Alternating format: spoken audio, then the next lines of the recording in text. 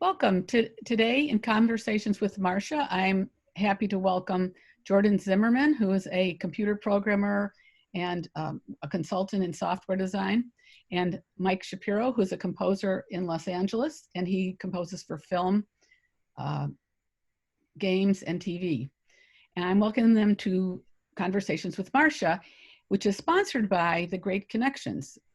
In the Great Connections, we provide programs for young people in person, online, and now we have a consulting program for young people who decide that they want to take a gap year or they need help with their educational future. Please visit us at thegreatconnections.org to learn more about our programs. They have quite a powerful impact on the young people that have been through them. Okay, so Jordan, do you want to talk a little bit about your experience as a game player? I heard from Mike that you've been playing thousands of games, which I didn't even know there were thousands of games. We're going to talk about what can we learn from video games? What does the experience give you? And other aspects of them. You know, video games are often attacked as inciting violence, which there really isn't any evidence for. I mean, there's no huge number of people who've played video games who become violent, and that's really the way you need to measure it. But I'd like to know more about the experience of people playing video games. I have played video games very little, so I don't have my own understanding of it, but I thought I would tap into both of you since you're both quite knowledgeable about them.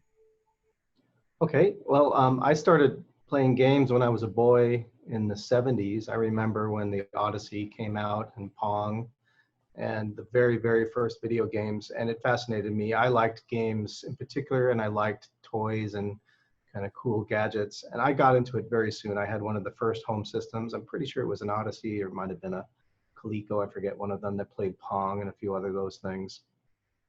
And I had a real kind of capacity for it. It just came very easy to me. A friend of mine, his dad opened up one of the very, very first home PC, well, it was more business PC companies. And we used to go there, and I have a background for this. I bought this book, 101 Basic Computer Games. That's what a computer game was to me. It was these little text games, text adventures. And I started entering them, learning, and it taught me how to program. The long story short is I became a computer programmer because of video games. Of course, I started to advance. I got an Atari cartridge system. Those early games, what's interesting about them is because you're talking about violence, those early games were very, very abstract because the hardware was so limited. There was like a tank game, but I mean, there's no blood and guts. It was all very pixely, and an abstract game like Tetris, which was these little lines, and you would move these lines and lines would come up and down. You really had to use your imagination. And I've continued playing games my whole life. As it's gone on, they become more graphic, they become more realistic. You know, now you have games, or I can talk about it later, that look like this, that look like a movie. So I've been playing video games my whole life. I've spanned the beginning of it up until now. I've just finished this game, Ghost of Tsushima, last month. So just to be clear, the initial games were very low on graphics. This is something younger people might not know. They were text-based. Text-based, and yeah. If they had any graphics, they were graphics made out of the text, right? You had some that were graphics made out of text, but even the early games had such low resolution. They were just little blocks. You know, a tank would be 4 blocks and a little block on the top for the cannon. You know, it was like Legos or something. There's an entire, go ahead. I was just going to say there's an entire tradition of very low-tech adventure games called roguelike games that were based on this game called Rogue, which created a Dungeons and Dragons experience using kind of ASCII characters as its graphic building blocks. So you were represented by an ampersand. You were literally a moving ampersand through a dungeon that was constructed out of these, you know, ASCII lines, and treasure was an asterisk. So they would create this entire world strictly out of letters, and your imagination would do the rest. Mm-hmm. Did you ever play NetHack, Mike? Oh yeah, of course. Yeah, that's like that. Well, could you explain just briefly for anybody who doesn't know, what is a Dungeons and Dragons game like? I'm referring to a still popular tabletop gaming tradition where it's collaborative storytelling with other human beings, and no computers are typically involved. And you create alter egos with various statistics representing their profession and abilities they might have, and attributes like intelligence and charisma. And everybody in your team except one is assuming an alter ego, and one person is kind of the storyteller who describes the scenario, and everyone else maneuvers their alter egos through the story. And there are various rules for mediating conflicts, and your alter egos become more powerful over time. So this is what we did for fun before we had computer games. And the most famous game in that category is Dungeons and Dragons, which has impacted computer games for decades. You know, there's a lot of overlap between that live action role-playing tradition and the computer game equivalent. I think you can even talk, there's a line that is Dungeons and Dragons all the way up to the present. There's a whole style of gaming that's just in that category. Even today, and some of the games even use Dungeons and Dragons rules. Wizardry, sorcery, fantasy. You know, a lot of gaming for people is just that, although there's many other categories. Mm-hmm. And I meant to ask you, Jordan, when you were talking about the evolution of games, was Mario Brothers one of the first ones that got to include more graphics? Is that how it? I don't. Not so famous? I mean, that was Nintendo. I mean, there was already some decent graphics before then. Mm-hmm. The thing about Mario and the whole Nintendo thing is it was more targeted at children and families. Mm. No violence, simple gaming that the family can enjoy. Mm-hmm. As opposed to the games I grew up with were for nerds, like guys mostly, you know, young men, nerds by themselves.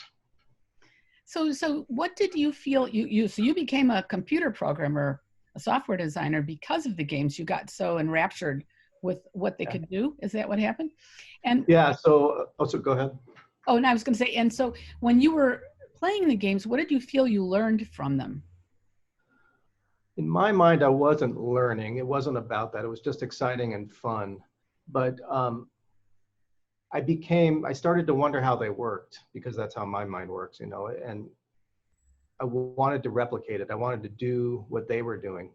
And I wanted to so before I got into video games, computer games, I did a lot of board games. And, you know, I remember at 14, my obsession was to make Monopoly a game. I don't know why, but that was the first game I wrote in BASIC, was a really horrible Monopoly. But it became that you wanted to understand how they were doing what they were doing, and I wanted to replicate it. Mm-hmm. And fortunately for me, it came easy to me, and I learned how to program that way. Mm-hmm. And it was in the 70s, all my friends were doing it. Like I said, my friend's father had a store we could go and play around. So the back and forth of playing a game, trying to figure out how the game did the thing, trying to replicate it, that loop made it such that I learned how to program. I mm-hmm. learned how to program enough that I ended up writing some games of my own that I sold as shareware. This is a bit off topic, but there was this, way before the internet, there was this subscription service called Discworld, and you'd pay them like $10 and you'd get this disc every month that had a bunch of games on it. And I wrote this game, and it was on a Discworld, and somebody saw that, and one thing led to another. That's how I ended up in the computer industry. I never went to school or anything. I'm completely self-taught, just trying to emulate games. Mm-hmm. So when you were playing games, though, if you reflect on your experience of it, apart from trying to figure out how they work, were there any particular skills or reasoning capacities or knowledge paths that you think you got out of the games? Yeah, especially the type of games I like to play, which are role-playing games. There's always puzzles to solve. And so, you know, depending on the games, as the graphics got better, there's also some spatial orientation. You have to be able to see, like this game in particular, Portal, really messes with your mind, because it uses kind of a faux four-dimensional scheme where you have to create these holes. And let's say I'll just simplify it. You need to get from this platform to this platform, but in order to do it, you have to create a series of holes when you jump through the hole, as you're jumping through it, you have to create another hole.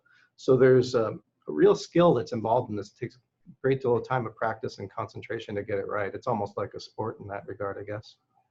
You know what? It strikes me. I don't know if you're familiar with this test that they do for people who might have frontal lobe damage, and it's called a gambling game. And it's one in which they put two sets of cards in front of people, and then the person has to figure out what the pattern is by which the cards are being changed. And it's a test of your frontal lobe capacity. And it sounds to me like there's a lot in video games that's like that, where you're not told what the rules are. You're having to intuit or reason into, well, what are you supposed to be able to, what should you do to achieve your next goal in the game or win the game? Would you say that's the case? Yeah, absolutely. You know, in fact, that's Dragon's Age, I think that Mike is showing in his background. I mean, that's an open world game. Most of these games, they set some rules, but it's kind of up to you how you improve your character, how you get through the world. There's usually more than one way to solve a problem. So that's really interesting. I don't know if, in case viewers don't know, your frontal lobe is the part of your brain in which all your information comes in, and that's where you make your decisions about what to do. It's your directing part of your brain. So what's interesting to me is it sounds like a lot of the video games give the person, or the young person especially, the opportunity to learn how to navigate in the real world with a lot of different scenarios and relationships and things like that. Would you say that's your experience? Actually, I mean, for me, absolutely. A book, while creative and you have to use your mind, is somewhat passive. You know, you read it. Mm-hmm. Video games were never like that. There was always, I could go any direction I want. I could go up and down. In fact, one of the things I love to do in video games is push the limit, find the edge, where try and get to a place where the designers didn't even think I could get, you know, and do something in a different way, or destroy this thing that they didn't think I could destroy. You know, you feel like you're in a self-directed world most of the time. Well, that's fascinating. I mean, and I'm really thrilled to hear that about video games, because one of my campaigns is to help young people learn how to be active learners. Because most of the way that you're taught in traditional school is you sit there, the teacher has the knowledge, they're basically filling you up with the knowledge, and then you're giving back some information to show that you understood it.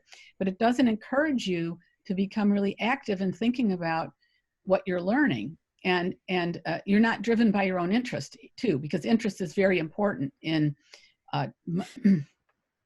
so I'm sorry we had an internet connection problem and we've had to restart the recording. I think the last thing we were talking about was the fact that the frontal lobe is the area where you make all your decisions and figure out what to do about things after taking in all your information. And it sounds like these adventure games in particular give you a lot of experience in doing that. So I could see that that's a very excellent skill that you're learning by playing computer games. Oh, and I know what I was going to say. And it's so unlike what happens in school. Did I talk about that already? Started to, yeah. Yeah, where you basically are sitting there, the teacher's telling you something to learn, and then you're having to give that information back, but you're not a very active learner. And when you go out in life, you really need to be an active learner to be able to figure out what your next direction, you know, so. Mike, I was wondering if you wanted to chime in at all on your experiences playing video games. Sure.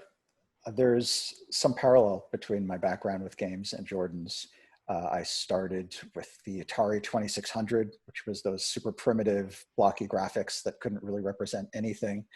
Moved on to the Commodore 64, where I also tried my hand at programming games for a while, and evolved to the Amiga computer, which was a legendary game machine. And I wrote a game for the Amiga, which you can actually, it was a very simple adventure game, tile-based Ultima style, but you can actually find people on YouTube playing that game and describing their experiences, which is surreal to me. So I was a big Amiga gamer, and I jumped to modern consoles like a decade or so ago, and I snoozed during the Nintendo revolution. So I'm not a big 90s gamer, but picked up kind of in the 2000s. where my game playing proclivities lie, I'm a archetypical Gen Xer. I like single player games where you're a lone wolf hero exploring some forbidding landscape. I am less into the very common multiplayer cooperative, more social games, which are, I think, predominantly the most popular category today. So I'm not someone who plays Fortnite, or I didn't really get into World of Warcraft, the very collaborative games. I'm very much a lone gamer in that sense. What happens in the collaborative games? Well, they often involve, it's almost like enormous sports teams. Like if you think of World of Warcraft, we're looking at a computer equivalent of the Dungeons and Dragons experience I described earlier. Mm-hmm. And you'll have teams of players in a fantasy world, often doing battle with each other, collaboratively destroying monsters and going up against other players. And these very intricate social networks and guilds would evolve. These whole societies basically of people who are distributed around the country and the world. So that is a kind of social approach to gaming that appeals to many people. Mm-hmm. I'm more of someone who likes to play when I want to play and don't necessarily want to be tied into getting together with other people online. Mm-hmm. I occasionally would play Diablo 3 with friends and we'd get together and explore a dungeon together, but that's more the exception than rule for me personally. And did you have any thoughts about what you may have learned from playing games? Well, like Jordan, I had some interest in learning how to program that was spurred by games. And in fact, I taught myself the C programming language, not C++, but good old-fashioned C, specifically so I could create computer games in the style of Infocom, the old text adventure games. But that's kind of a meta learning, you know, that's learning about games. I think I don't know if I get a lot of factual knowledge out of games. I can think of the Civilization series, which are strategy games where you guide a civilization through a alternate version of Earth history, where all the facts and dates of Earth history are kind of jumbled up. So you can play the ancient Egyptians and build a pyramid, but then declare war in Germany. And I think you pick up some historical facts along the way because elements of history are gamified. You want to be the first person to develop the wheel, because then if you do that, you can go on to develop certain types of vehicles that you can use in combat. So you can pick up a little bit of history knowledge as a side effect of playing those games. Mm-hmm. But I think for me, the main benefit of gameplay is problem solving and to some extent immersion in worldviews. Mm-hmm. Interesting. And it sounds like that one of the side effect could also be that a person could become interested in a particular civilization and end up going and learning more about it outside of the game if they wanted.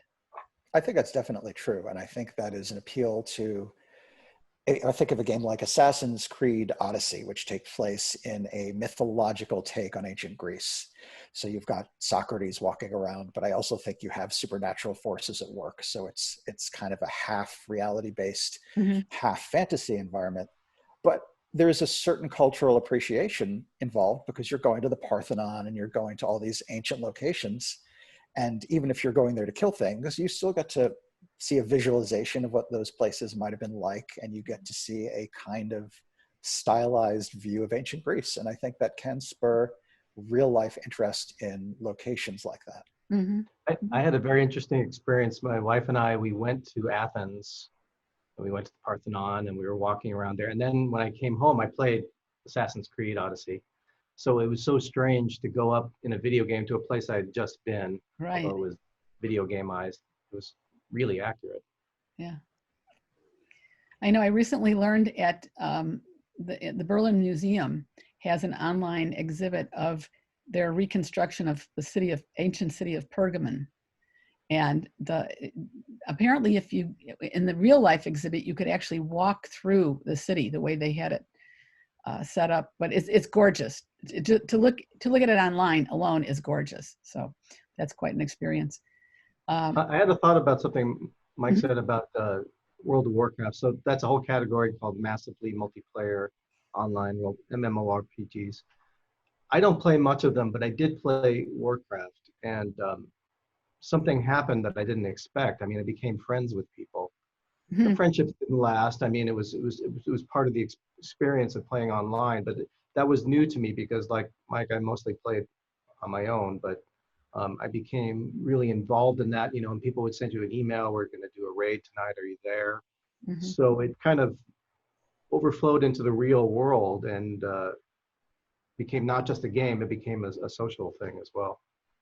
That's funny because my husband's a playwright and he has a romantic comedy called Wildflowers about two people who end up connecting up with a lot of adventures, including spycraft, because of knowing each other on a video game. That I happened. know, I know at least one couple who met in World of Warcraft and subsequently became married, and they didn't live anywhere near one another. And I Yeah. might know more people like that, but there's at least one couple I can think of off the top of my head. Well, you might actually get to know more about some aspects of the person by playing with them in a video game than you would on Match or whatever, or Tinder or whatever, where the person's presenting a certain profile, but you're not seeing actually how they act or what they say, Although, of course, what they're doing in the video game is going to be very, very selective, but still, it'll give you a different experience of them.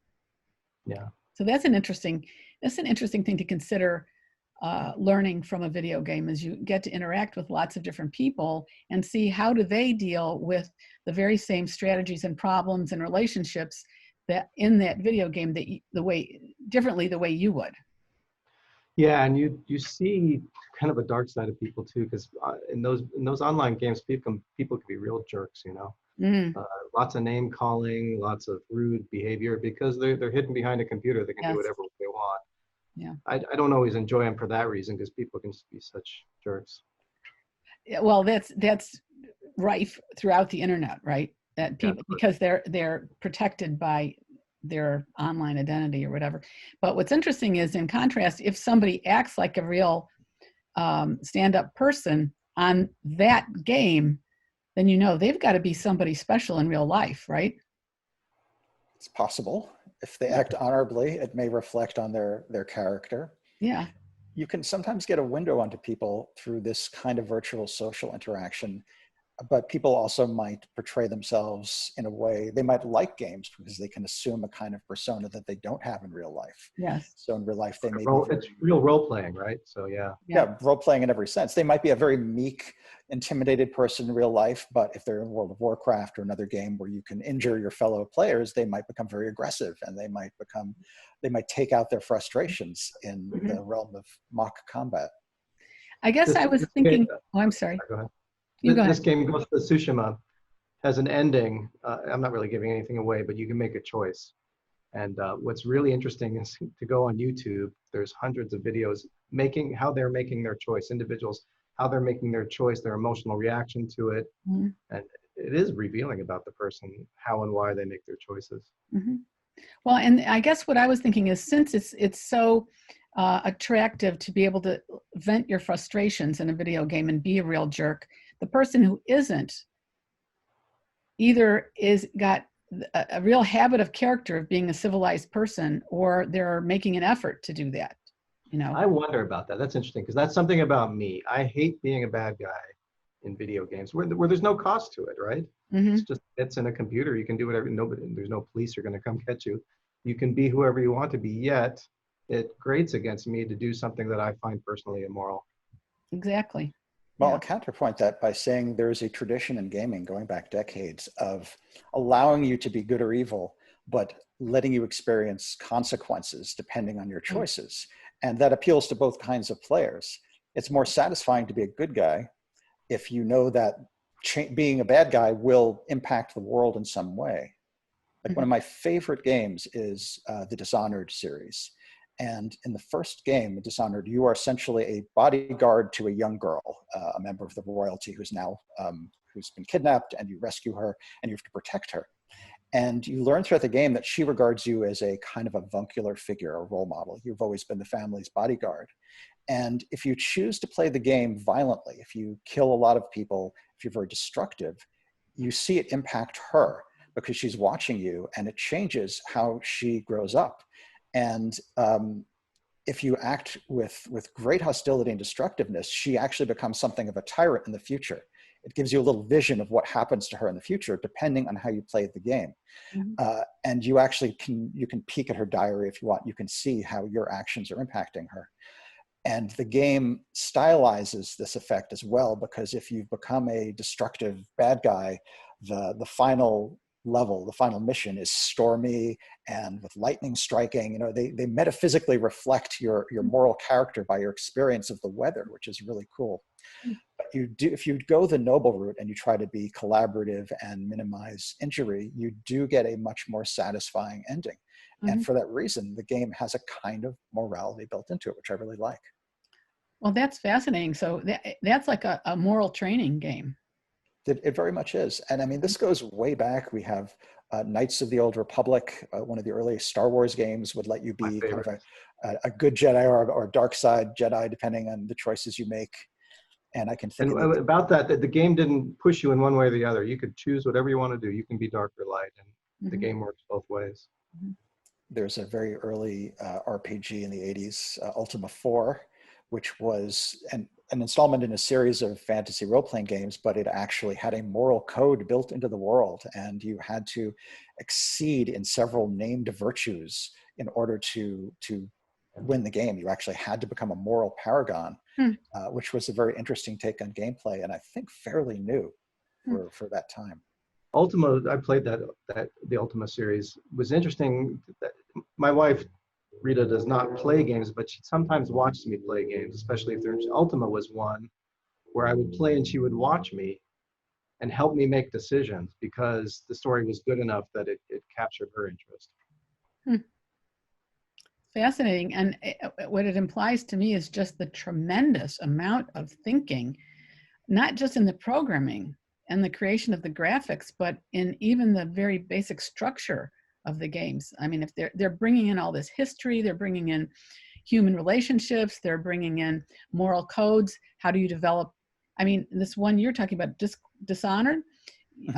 There's all these steps to what happens to you. So you're learning what happens if you behave a certain way and what happens if you behave another way. And so it's pretty. No wonder it's such a wealthy area of the economy. That they make so much money from it, because they're putting so much thought and effort in it to produce something that's really valuable, and that's concentrated in a way. It sounds like they're beautifully structured so that you are learning a tremendous amount while you're in a flow state. You know, flow state is where you are concentrated on what you're doing because it's challenging, but it's not overwhelming, and it's keeps your attention because of it. I'm actually sorry, go ahead, Mike.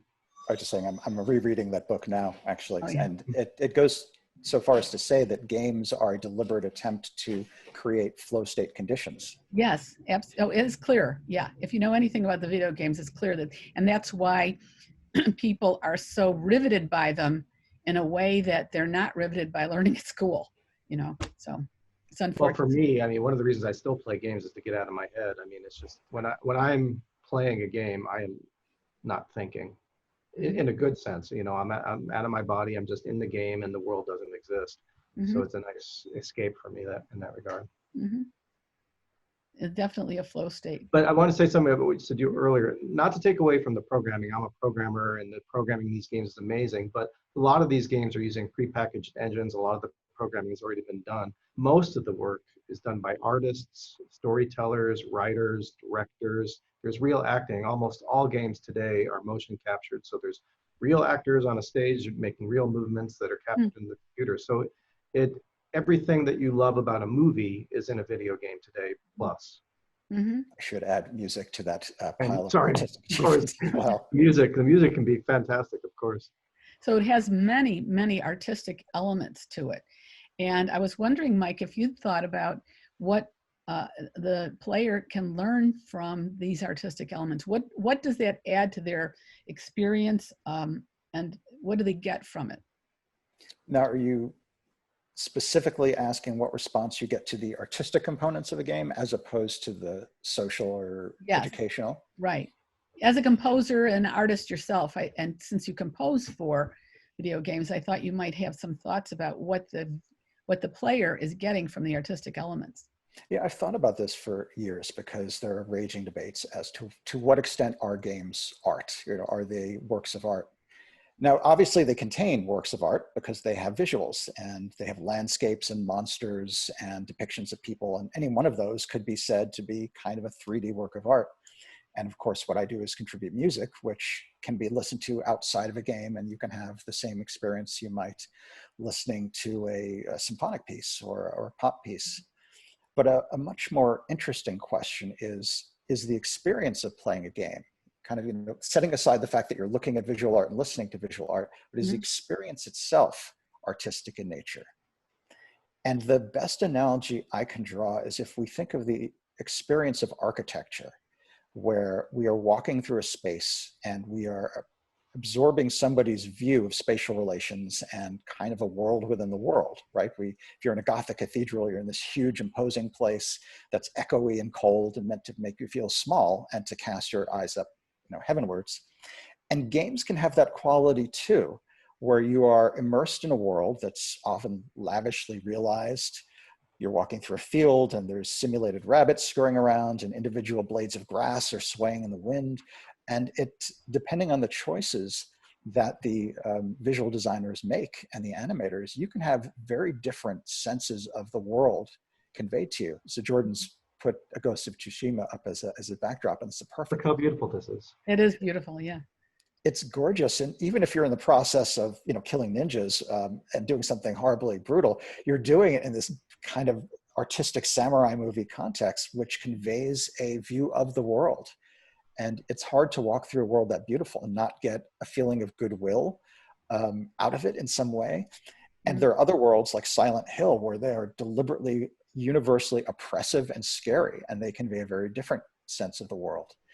So I think gameplay can serve as a kind of 3D digital architecture where instead of working with physical materials, you're experiencing raw imagination directly, and it can have artistic experiences along those lines.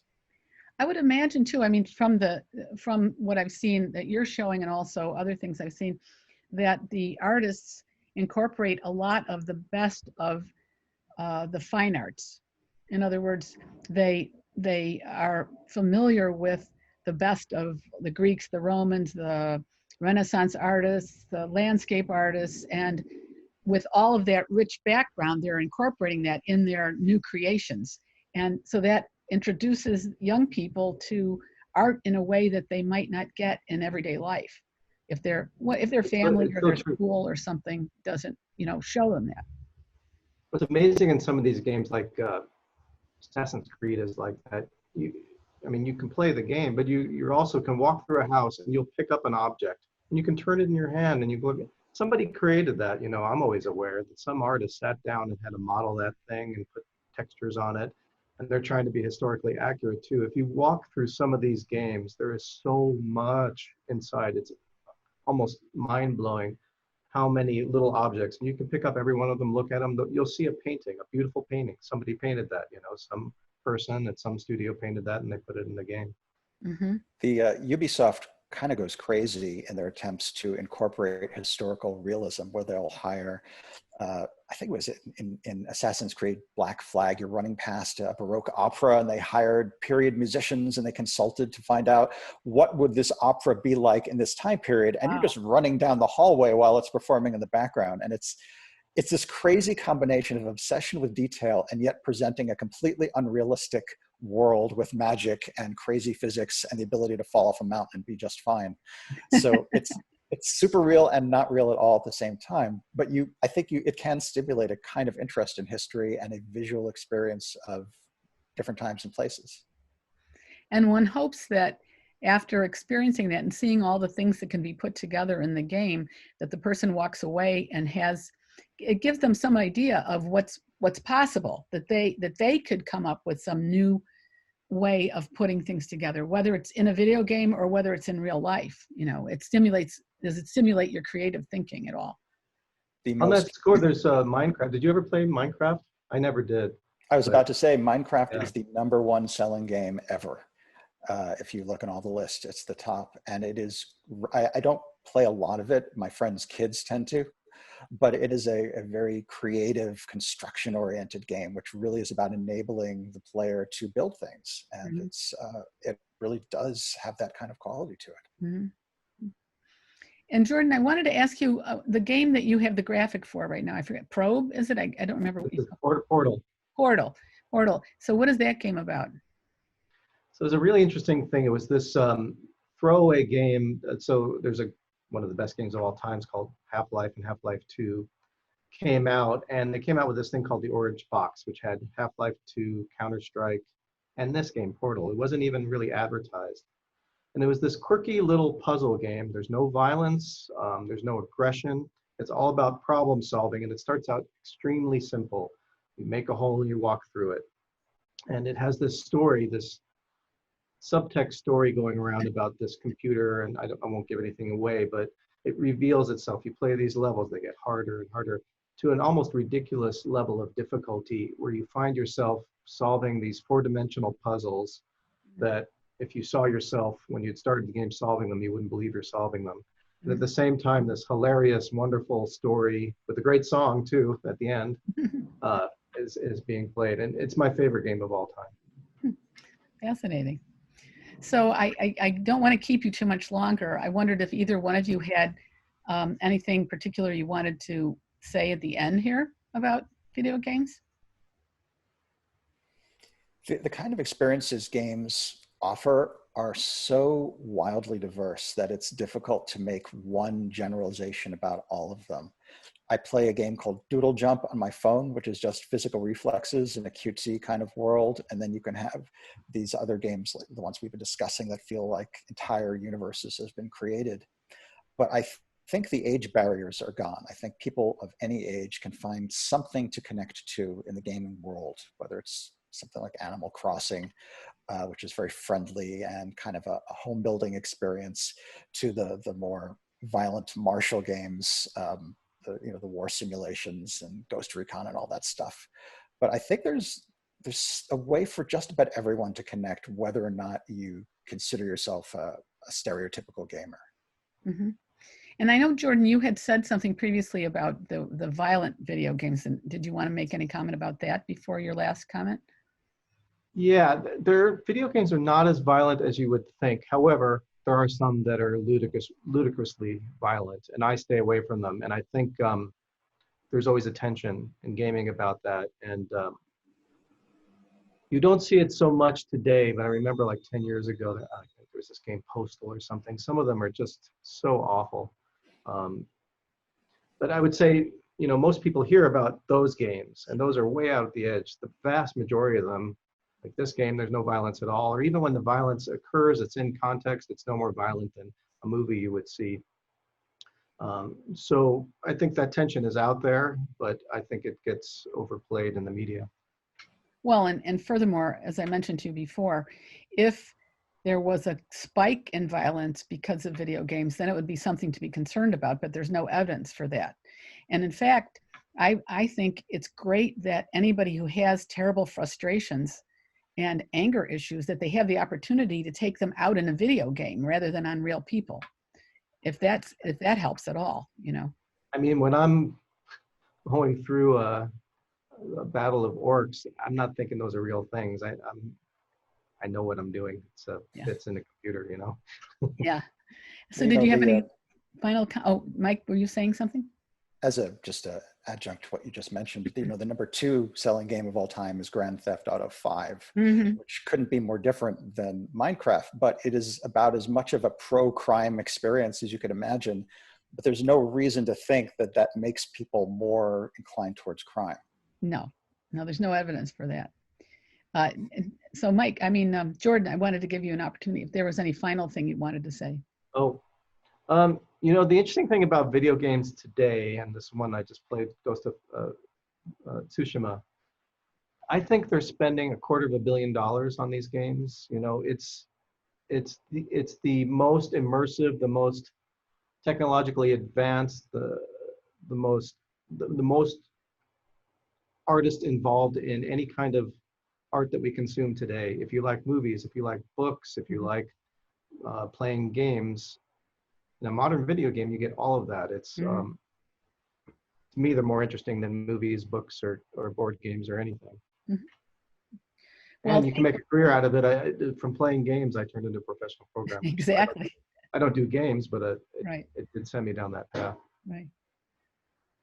Well, thank you both very much for your time. It's really interesting to hear what your thoughts are about the video games. This is a whole area of life I really don't know a lot about. So, but I know my own son played a lot of video games and he seemed to enjoy them. And I saw a lot of other young people who did. And so I've been interested all this time what an